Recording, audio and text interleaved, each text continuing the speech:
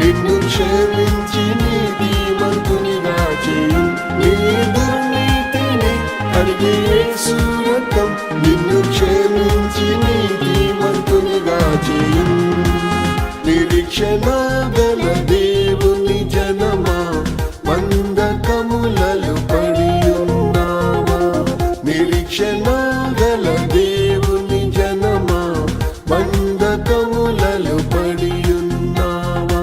యేసే కదా నీకు నిరీక్షణ, నిన్ను విడిపించి మేలు చేయును. నీ యేసే